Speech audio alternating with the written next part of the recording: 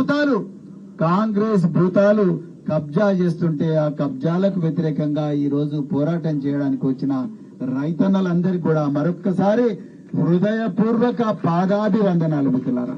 మీరు లేకపోతే మేము లేము.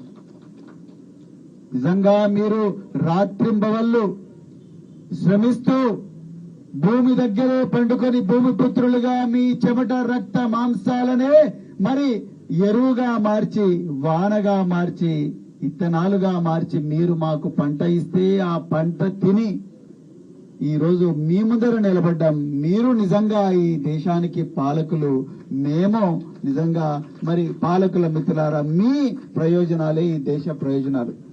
మరి ఈ రోజు బొమ్మరాజుపేట రైతుల ఆక్రందనలు, ఆవేదన, కష్టాలు, కన్నీళ్లు ఇవన్నీ విని ఇలా మా పార్టీ వర్కింగ్ ప్రెసిడెంట్ కేటీఆర్ గారు వెంటనే మనమందరం కూడా బొమ్మరాజుపేటకు పోవాలి. ఈ రేవంత్ రెడ్డి, ఈ కాంగ్రెస్ నాయకులు, ఈ కబ్జా కోర్లు మరి ఈ రోజు అన్నదాతల పొట్టలే మళ్లీ కొడుతున్నారు అని చెప్పి ఈ రోజు మనం వాళ్ళకు అండగా నిలబడాలని ఈ రోజు మమ్మల్ని ఇక్కడికి మీ దగ్గరికి పంపించిన తెలంగాణ భారత రాష్ట్ర సమితి వర్కింగ్ ప్రెసిడెంట్ కేటీఆర్ గారికి హృదయపూర్వక ధన్యవాదాలు చెప్తా ఉన్నాం. మిత్రులారా, మీ అందరికి గుర్తుండాలి, కాంగ్రెస్ పార్టీ అధికారంలోకి వచ్చిన వెంటనే మొట్టమొదట వాళ్ళు ఎవరి మీద దాడి చేసిండ్రయ్యా అంటే రైతుల మీద దాడి చేసిండ్రు.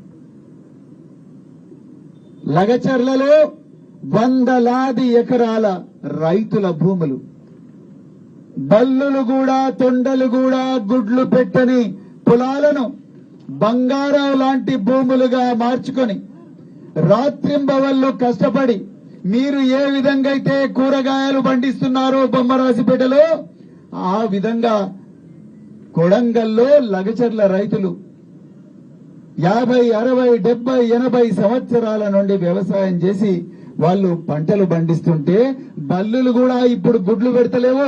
ఎవరు రైతులే కాదని రాత్రికి రాత్రి 200 నుంచి 300 మంది సాయుధ పోలీసులను తీసుకుపోయి ఆ భూములను కబ్జా చేసిన చరిత్ర ఎవరికి ఉందయ్యా అంటే ఈ రేవంత్ రెడ్డికి ఉన్నది.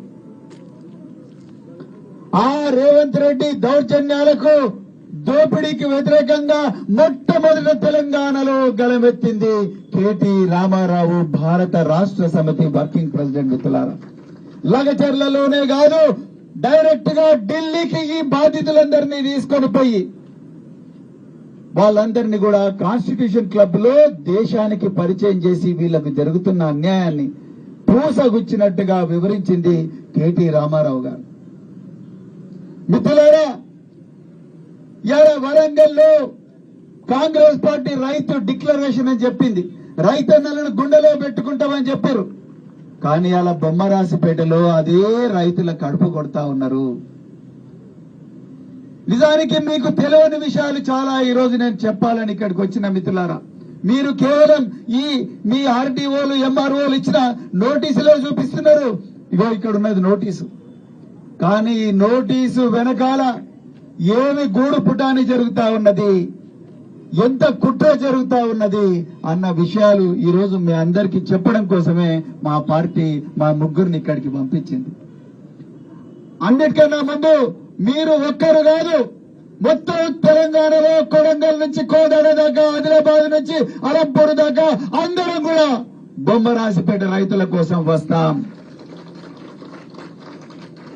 దిక్కు మొక్కు లేని జనం, ఒక్కొక్కరు ఒక అగ్నికణం, ఒంటరిగా లేము మనం, కోటి కోట్ల సేన మనం. మిత్రులారా, ఇదే నినాదంతో ఆనాడు గౌరవ కేసీఆర్ గారు 2001లో తన విలువైన మంత్రి పదవికి రాజీనామా చేసి తెలంగాణ వచ్చుడు కేసీఆర్ సచ్చుడు అని చెప్పి తెలంగాణ రాకపోతే నన్ను రాళ్లతో కొట్టండి విప్లవాత్మకమైన నినాదం చేసి ఆనాడు ఉండే కాంగ్రెస్ పాలకుల మీద, ఆంధ్ర దోపిడీ పెత్తందారుల మీద పోరాటం చేసి తెలంగాణ తీసుకొచ్చిండు. అదే పోరాట స్ఫూర్తితోని ఈ రోజు బొమ్మరాజుపేట భూములు కూడా కాపాడుకుందాం, బరాబర్ కాపాడుకుందాం. ఎంతటి త్యాగానికైనా సిద్ధమయ్యే మేము ఇక్కడికి వచ్చినాం. అయ్యా రేవంత్ రెడ్డి, మీరు లగచర్లలో 62 మంది రైతులను సంగారెడ్డి జైలుకు పంపించిండ్రు. మమ్మల్ని కూడా పంపిరు, బొమ్మరాజుపేట రైతులందరినీ పంపిరు, మేము కూడా పోతాం. తెలంగాణలో ఉండే జైళ్లలో ఉండే కెపాసిటీ 7,000 మంది ఖైదీలను పెట్టచ్చు, మీరు 70,000 మందిని గుర్తినా కూడా మేము బరాబర్ పోతాం. కానీ బొమ్మరాజుపేటలో 1 ఇంచు భూమి కూడా మేము ఇయ్యం, బరాబర్ ఇయ్యం. మిత్రులారా, నేను 2007లో ఐపీఎస్ ఆఫీసర్గా తెలంగాణలో ఇదే లగ్డీ కాపూల్లో ఉండే సెంట్రల్ క్రైమ్ స్టేషన్ లో కూర్చున్నా. మా దగ్గరికి ఎంతో మంది మా ఇంట్లో బంగారం పోయింది, పుస్తల తాడు పోయింది, అవి పోయినాయి, డబ్బులు పోయినాయని ఏడ్చుకుంటూ వచ్చేటోళ్ళు. అసలు ఎవరు ఈ దొంగతనాలు చేస్తున్నారని చూస్తే మాకు ఒకటి దొరికిండు, దొంగ శంకర్. ఆ శంకర్ ను పొద్దుంతా మొత్తం అనిలంతా సోదా చేసి వాళ్ళ దోస్తులందరూ ఇల్లు సోదా చేస్తే కిలోల కొద్ది బంగారం దొరికింది. ఆ బంగారం తీసుకొచ్చి స్టేషన్ లో పెట్టిన తర్వాత శంకర్ ను పొద్దుంతా ఇంట్రాగేట్ చేసిన తర్వాత ఇక శంకర్ మాకు అలసిపోయినాం, మేము ఇంటికి పోతాం, నిన్నైతే లాకప్ లో పెడతామంటే శంకర్ ఏమన్నాడు ఎరికైనా మమ్మల్ని, సరే బంగారం ఎక్కడ దాచిపెట్టారు పోలీస్ స్టేషన్ అని అడిగింది. అర్థమైందా? శంకర్ మమ్మల్ని అడిగింది ఏంటంటే, సార్ బంగారం పోలీసు వాళ్ళు ఎక్కడ దాచిపెట్టినరు అంటే, మళ్ళీ రాత్రి నువ్వు దొంగతనం చేస్తావు అంటే, సార్ మరి నా అలవాటే అది కదా సార్ అని. మిత్రులారా, కాంగ్రెస్ వాళ్ళు కూడా ఆ శంకర్ లాంటి వాళ్ళు అయింది. ఇప్పుడు కాంగ్రెస్ వాళ్ళు కూడా శంకర్లే ఆడ కూర్చున్నారు. దయచేసి ఎవరిపైన శంకర్ ఉంటే ఏమనుకోకూరు, కానీ ఆ శంకర్లే ఇవాళ సెక్రటరియట్ లో 6వ ఫ్లోర్ లో కూర్చున్నారు. ఎవరయ్యా వజ్రేష్ యాదవ్? ఏడుకెళ్ళి వచ్చిండు వజ్రేష్ యాదవ్, ఏడుకెళ్ళి వచ్చిండు అనిల్ రెడ్డి, ఏడుకెళ్ళి వచ్చిండు అంజిరెడ్డి, ఎవరి ఉదయ్ సింహారెడ్డి, ఎవరి ఉదయ్ సింహారెడ్డి, ఎవరి ఏవి రెడ్డి? ఎందుకు వీళ్ళ పేర్లు రోజు వినిపిస్తున్నాయి? గోపన్పల్లి ఓ వీళ్ళ పేర్లే, కుత్బులాపో వీళ్ళ పేర్లే, బొమ్మరాజ్పేట వీళ్ళ పేర్లే, పక్కన షాపీర్పేట వీళ్ళ పేర్లే, గచ్చిపేట వీళ్ళ పేర్లే, చౌటిపల్ల వీళ్ళ పేర్లే. ఎక్కడ చూడు 4 బ్రదర్ సిటీ అని పెట్టిన అక్కడ ఎక్కడో పడే, అదేం ఊరు అది, 4 బ్రదర్ సిటీ 4 సిటీ ఉంది కదా, ఏంది అది? యాచారము, మంకాల, ఇబ్రాహీంపట్నము, పోచారం, ఇవంతా కూడా వీళ్ళ పేర్లే. ఎక్కడ చూడు వీళ్ళ పేర్లే వినిపిస్తున్నాయి. మల్లన్న చాలా మంచోళ్ళు కాబట్టి, సౌమ్యుడు కాబట్టి ఆయన రిక్వెస్ట్ చేస్తున్నాడు రేవంత్ రెడ్డి గారిని, అయ్యా రేవంత్ రెడ్డి గారు ఈ 22A నుంచి దయచేసి తీసేయండి, దయచేసి రైతులకు న్యాయం చేయండి అంటున్నారు. అయ్యా రేవంత్ రెడ్డి గారు, మీరు నిజంగా తలుసుకుంటే రేవంత్ రెడ్డి, మీరు ఈ వజ్రేష్ యాదవ్ ను, మీ అంజిరెడ్డిని, అనిల్ రెడ్డిని, ఉదయ్ సింహారెడ్డిని, అదే విధంగా ఏవి రెడ్డి పిలిపించారు. భయ్ మీరు బంద్ చేయండి భయ్, నా ఇచ్చేది పోతున్నది, ఇంకా 2 సంవత్సరాలు ఎలక్షన్లు వస్తాయి అని చెప్పి చెప్పాడు కదా. ఎందుకు చెప్తలేడండి? చెప్పరు, ఎందుకు చెప్తలేడు? పొంగులేటికి చెప్పాలి కదా, పొంగులేటిని దందా బంద్ చేయమని బాబు, ఇచ్చేది పోతున్నది. ఇప్పటికే కళ్యాణ లక్ష్మి బంద్ చేసినామని ఆడవాళ్ళందరూ శాపనార్థాలు పెడుతున్నారు, షాదీ ముబారక్ బంద్ చేసినాం శాపనార్థాలు పెడుతున్నారు. రైతులందరూ కూడా రైతు బీమా బంద్ అయింది, రైతు భరోసా బంద్ అయిందని వాళ్ళు గరం మీద ఉన్నారు. ఇప్పుడు మళ్ళీ మీరు బొమ్మరాసిపేట భూముల మీదకి ఎందుకు పోతున్నారు? రాబందుల్లాగా, భూతాల్లాగా. నా ఇచ్చేది చేయకుండా రేవంత్ రెడ్డి చెప్పాలిగా మంచోడైతే, అవునా కదా? మరి ఎందుకు చెప్తలేడానా? అసలు కిరికిరే అక్కడి నుంచి ఉన్నది, అసలు శంకర్ అక్కడే ఉన్నాడు. 2023 మల్కాజ్గిరి ఎంపీ ఎవరు? రేవంత్ రెడ్డి. ఏ రాసినట్టు చూడండి ఆయన, Revanth Reddy district collector Medchal Malkareddy district Telangana state after compliments. ఎవరు రాసిచ్చిండ్రు? ఇది మంచి రాసిచ్చిండ్రు. ఆఫ్టర్ కాంప్లిమెంట్స్ రేవంత్ రెడ్డి జిల్లా కలెక్టర్ మేడ్చల్ కు రాసిన లెటర్ ని మీ ముందర చదువుతా. After compliments, I am here with forwarding the representation of farmers of Bambarajpet village, Shamirpet Mandal, Medchal, Malkargiri district, bringing to your kind notice that the biggest land scam involving nearly 1,000 acres of land belonging to farmers in my parliamentary constituency. ఆయన తప్పులు రాసిండు, ఆయన కూడా నేను correct చేసి చదువుతున్నా. In my parliamentary constituency, I also want to bring to your notice that the land mafia and political leaders of ruling government involved in the said scam with illegal land transactions. I kindly request you to immediately verify the issue and take necessary action at the earliest and furnish me the action taken report అని చెప్పి Medchal Malkajgiri collector కు రాసింది. ఏం దాని తాత్పర్యం ఏంటంటే, గోబాయి బొమ్మరాజ్పేటలో 1000 కోట్ల కుంభకోణం జరుగుతున్నది, ఇది అర్జెంట్ గా నువ్వు ఆపి నువ్వు ఎట్లా ఆపినావు, ఏంది కథ కార్ఖానా మొత్తం కూడా నాకు ఎంపీ మల్కాజ్గిరిగా నాకు రిపోర్ట్ ఇవ్వాలి అన్నాడు.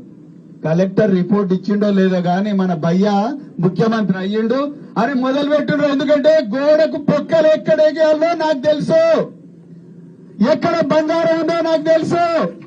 లగచర్లలో బంగారం ఉన్నది, యాచారంలో బంగారం ఉన్నది, మంకాల్లో బంగారం ఉన్నది, తుక్కుగూడలో బంగారం ఉన్నది, గోపపల్లిలో ఉన్నది, వట్టినాగులపల్లి ఉన్నది, కోకాపేటలో ఉన్నది, బొమ్మరాజ్పేటలో ఉన్నది, మోకిలలో ఉన్నది, శంకర్పల్లిలో ఉన్నది, వెల్మకల్లో ఉన్నది, కొండకల్లో ఉన్నది.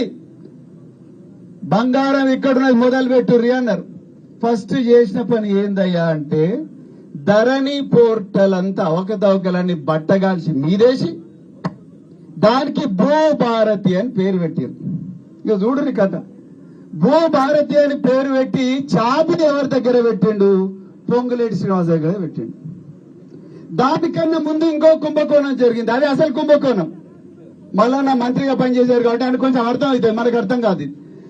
ఆ కుంభకోణం ఏందయ్యా అంటే అసలు ముఖ్యమంత్రి జనరల్ గా దేశంలో ఎక్కడ కూడా హోంశాఖ తన దగ్గర పెట్టుకోడు. అంటే పోలీసు వాళ్ళు అనే డిపార్ట్మెంట్ ముఖ్యమంత్రులు ఎవరు కూడా వాళ్ళ దగ్గర పెట్టుకోరు. మన రేవంత్ రెడ్డి ఏం చేసిండు? ఆ ముఖ్యమంత్రి నేనే ముఖ్యమంత్రి, నేనే మున్సిపల్ అభివృద్ధి శాఖ మంత్రిని, నేనే పట్టణాభివృద్ధి శాఖ మంత్రిని, నేనే హోం మంత్రిని. అంటే ఈ రాష్ట్రంలో ఉండే 1,00,000 మంది పోలీసు వాళ్ళు నా కంట్రోల్లోనే ఉండాలి. బాగున్నది. రెండవది అంటే మున్సిపల్ పట్టణాభివృద్ధి శాఖ మంత్రి అంటే హెచ్ఎండి, ఇవన్నీ కూడా ఆయన కంట్రోల్కే వస్తాయి. ఇవన్నీ కూడా రేపు పొద్దున ఆయనకే వస్తాయి.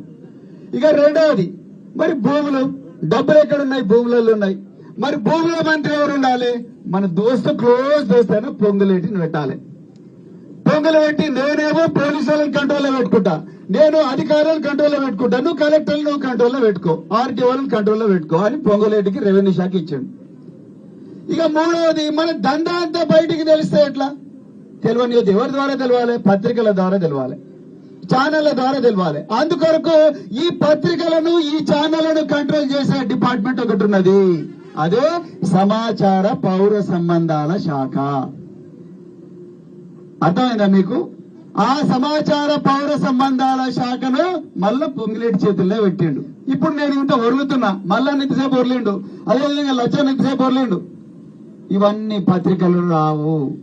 ఓపెన్ చెప్తున్నా, ఒక నమస్తే తెలంగాణలో వస్తాయి, తెలంగాణ టుడేలో వస్తాయి, తెలంగాణ న్యూస్లో వస్తాయి, టీ న్యూస్లో వస్తాయి, వేరే దాంట్లో రానియరు. ఇక ఎందుకు రానియరు?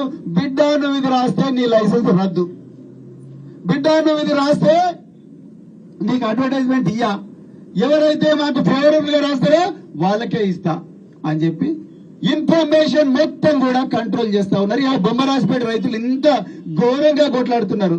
ఒక్క రోజన్నా వచ్చిందనండి పేపర్లలో? నాకైతే రోజు కళ్ళల్లో నీళ్ళు వచ్చినాయి. ఇదే ఏరియాకు చెందిన రైతులు ఫ్రంట్ పేజ్ అడ్వర్టైజ్మెంట్ ఇచ్చిండ్రండి. నాకైతే నిజంగా బాధ అనిపించింది. ప్రజల న్యూస్ పత్రికా విలేకరులు రాసి నిజం వైపు అని వీళ్ళు ట్యాగ్ లైన్లు పెట్టుకునే, మేము ఎంత ధైర్యం ఆంధ్రజ్యోతి అని ఒక ఆయన రాస్తాడు, మేము ఈనాడు తెలుగు దినపత్రిక ఇంకొక ఆయన రాస్తాడు, ఇంకొక ఆయన ఇంకొక పత్రికలు పెట్టుకుంటారు. మరి రైతులు వాళ్ళ కష్టాలు